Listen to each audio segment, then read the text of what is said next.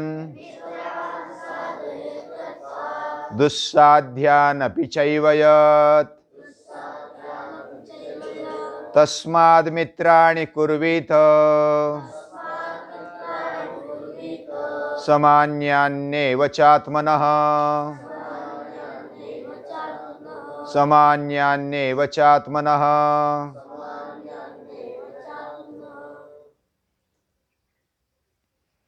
मित्र बोलेंगे तो हमें अच्छी मैत्री करने वाले राम और सुग्रीव याद आ जाते हैं। दुर्योधन और कर्ण भी याद आ जाता है। उनकी मैत्री जग जाहिर है। मैत्री करते वक्त उन्होंने मरते दम तक उसको निभाया। ऐसी मैत्री उनमें देखने को मिलती है। मित्रता भी अग्नि के साक्ष्य से की जाती है। जैसा विवाह किया जाता है अग्नि की साक्ष्य लेकर, वैसी मित्रता भी अग्नि की साक्ष्य में ली जाती है, की जाती है। और ये मित्रता का नाता पवित्र है। जैसा विवाह का जो संबंध है वह भी पवित्र है। उस पवित्र नाते से ही हमारा निर्माण हुआ, हमारा जन्म हुआ। पति पत्नी भी एक दूसरे के सखा होने चाहिए और तभी वो अच्छी तरह से संसार कर पाते हैं। और मित्र वही होता है वो पाप से निवारण करता है। पापा निवारयति यो जयते हिताय गुह्यंच गुहति गुणान प्रकटी करोति आपदगतम न च जहाति ददाति काले सन्मित्र लक्षणमिदं प्रवदन्ति संताः। जो अलग अलग पापों से हमें दूर कराता है, पाप करने नहीं देता है तो वो कम करते जाता है। हित की चिंता करता है, योजना करता है, गुह्य बातों को गूढ़ रखता है, गुणों को सद्गुणों को प्रकट कराता है। संकट आने पर वो मददरूप होता है, भागता नहीं। जब देने का समय आता है तो वो देता है। जो भी अपने पास है वो यथाशक्ति दे देता है। ऐसा सन्मित्र होता है, सच्चा मित्र होता है। और ऐसा मित्र हमारे जीवन में होना चाहिए। तस्माद् मित्राणि कुर्वीत सामान्यान्येव चात्मनः। अपने जैसा मित्र होना चाहिए, अपने स्वभाव वाला। ऐसा कहा जाता है कि समानशीले व्यसनेषु सख्यम। जब समानशील है, समान चरित्र है तो मैत्री बन जाती है। एक जैसा स्वभाव है। दारू पीने वाले वह इकट्ठा होते और मित्र बन जाते। विनोद करने वाले एक दूसरे के मित्र बन जाते हैं। बुरी आदतें वाले इकट्ठा मित्र बन जाते हैं, अच्छी आदतें वाले इकट्ठा मित्र बन जाते हैं। लेकिन सच्चा मित्र वही है जो मैंने पहले बताया, जो महापुरुष वही बताते हैं।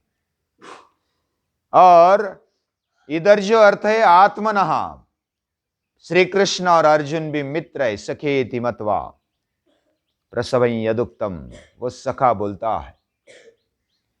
अर्जुन भी कृष्ण को सखा कह के पुकारता है और कृष्ण भी पुकारते हैं। ये दोनों सखा है, मित्र है और सच्चे मित्र है। लेकिन वो हित की बात करते हैं। कर्ण और दुर्योधन भी मित्र है, लेकिन वो व्यापक हित के बारे में सोचते नहीं है। यानी केवल अपने शब्द पर या तो किए हुए टेम्पररी भौतिक उपकार पर वो अड़े रहते हैं, लेकिन जो निरंतर हित की बात है, वह सोचने वाला, वह हमसे कराने वाला, वही सच्चा मित्र है। नहीं तो पहले अर्जुन ने सन्यास लेने की सोची थी, तो हमारे जैसा मित्र बोल लेता कि ठीक है, ले ले सन्यास, यही अच्छा है। लेकिन श्री कृष्ण ने वैसा होने नहीं दिया, और उसने उसकी निराशा, उसका विषाद उत्साह में बदल दिया, युद्ध करने के लिए तैयार कर लिया। यह सच्चा मित्र है, व्यक्ति और समष्टि का, सृष्टि का हित जो चाहता है, वही सच्चा मित्र है। सूर्य हमारा मित्र है, और जो भी हमारे हित की सोचता है, मेरे हित की सोचता है और पूरे सृष्टि के हित की सोचता है, वही सच्चा मित्र है। और ये सूर्य में दिखाई देता है, तो सूर्य को हम मित्र बोलते हैं। तैत्तिरीय उपनिषद में कहा है, मित्रः शं नः भवतुः। ये मित्र, ये सूर्य हमारा कल्याणकारी बन जाए, और वो बनता है, वह कल्याण करता है, सभी का कल्याण करता है। ये मित्र है, ये सभी का मित्र है। ऐसा मित्र बनना चाहिए। और युद्ध में अब हम देख रहे हैं कि भीष्म पितामह शरशैया पर अभी लेट गए। उन्होंने तय किया कि अभी दक्षिणायन चल रहा है, तो उत्तरायण आने तक मैं रुकूंगा, उसके बाद देह त्याग करूंगा। यानी दक्षिणायन उत्तरायण, इसका अर्थ समझ लेना चाहिए। अभी विषय निकला है तो शॉर्टकट में बताता हूं। दक्षिणायन यानी हमारे जीवन में जो अंधकार है, उसको स्वीकार करना, और उसको हटाने के लिए उत्तरायण में जैसे सूर्य अंधकार पर विजय पाता है, वैसे हमारे जीवन में उत्तरायण मरण स्वीकारने का मतलब हमारा जीवन ऊंचाई की तरफ, प्रकाश की तरफ चला जाए और अंधकार की तरफ न जाए,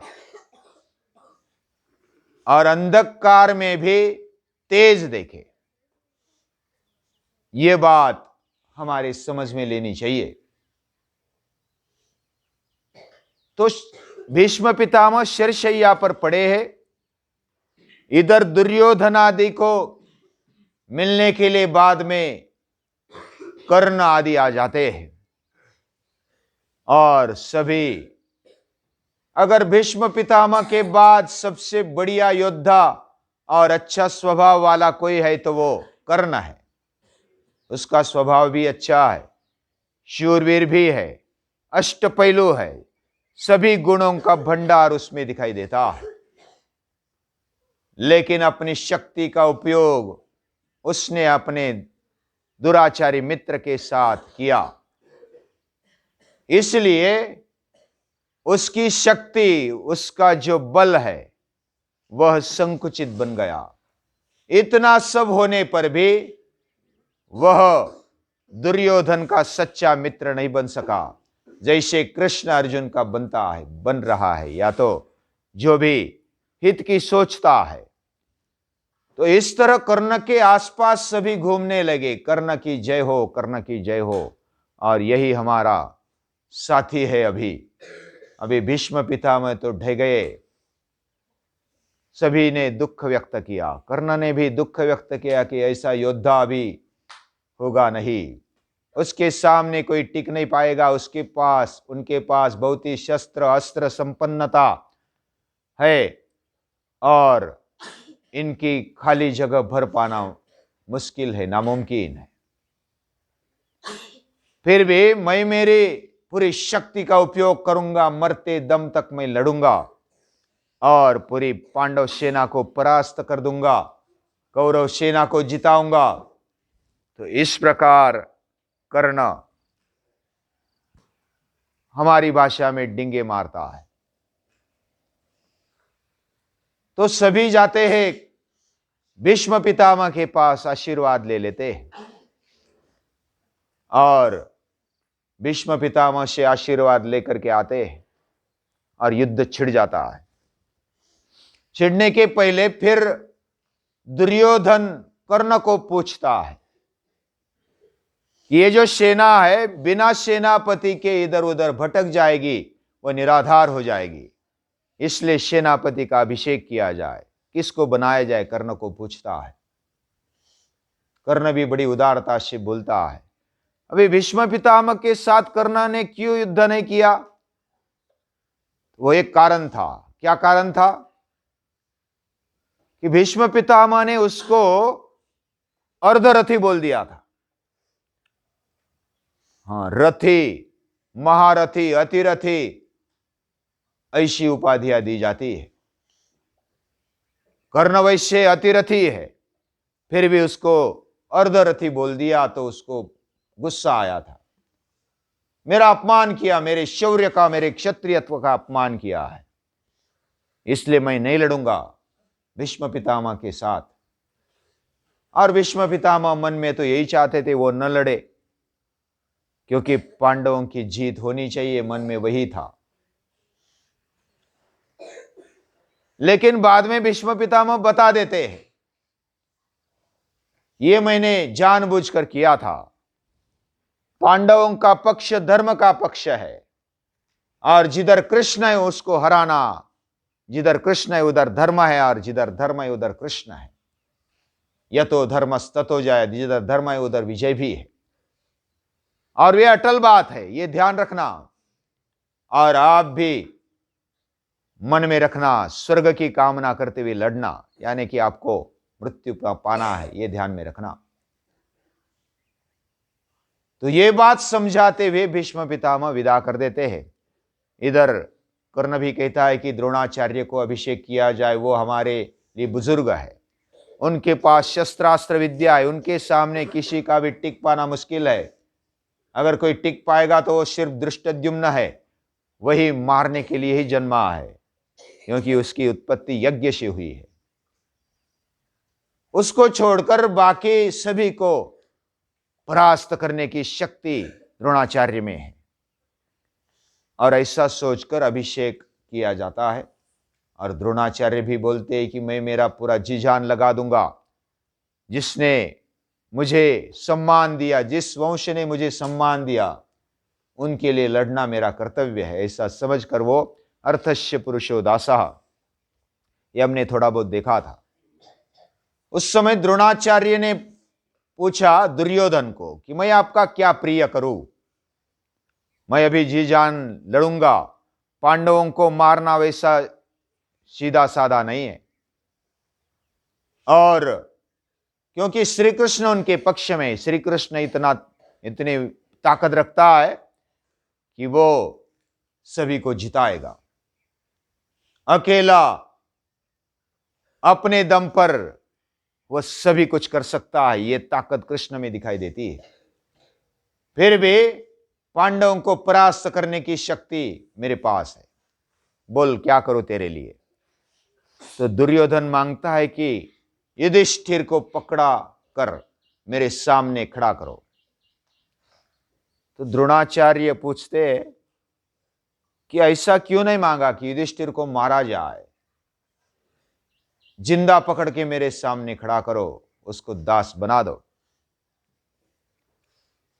तो दुर्योधन बोलते हैं कि युधिष्ठिर अगर मारा जाएगा तो पांडव, अर्जुन और भीम छोड़ेंगे नहीं हमें, वो तो मार देंगे। वो इतने ताकतवर, हर एक पांडव इतना ताकतवर है, हमें छोड़ेगा नहीं। युधिष्ठिर को जिंदा पकड़ना ही हमारी हित की बात है, और जिंदा पकड़ेंगे तो उसको दास बनाएंगे, और फिर से एक बार उनको जन्म भर के लिए वनवास दे देंगे, तो हो गया काम। और युधिष्ठिर और पांडवों को मारना वैसी भी सीधी सादी बात नहीं है, क्योंकि कृष्ण उनके पक्ष में, ये भी दुर्योधन जानता है। तो इसलिए उसको पकड़ो। वैसा वो किसी से शत्रुता नहीं रखता है युधिष्ठिर, वह अजात शत्रु है, उसका मन निर्मल है, वह सत्यभाषी है और इसलिए मारना मत। तो ठीक है, ऐसा सोचकर दुर्योधन आदि उधर से फिर युद्ध की तैयारी के लिए जाते हैं। फिर उस दिन अलग अलग प्रकार से व्यूह रचना करके युद्ध छिड़ जाता है, घमासान युद्ध शुरू हो जाता है। एक दूसरे पर वार करते और ये प्रतिज्ञा द्रोणाचार्य लेते कि मैं युधिष्ठिर को पकड़ूंगा। लेकिन ये जाहिर पूरा पांडवों में भी खबर मिल जाती है, तो सभी युधिष्ठिर को बचाने के लिए तैयार रह जाते, युधिष्ठिर को पूरा संरक्षण दे देते हैं।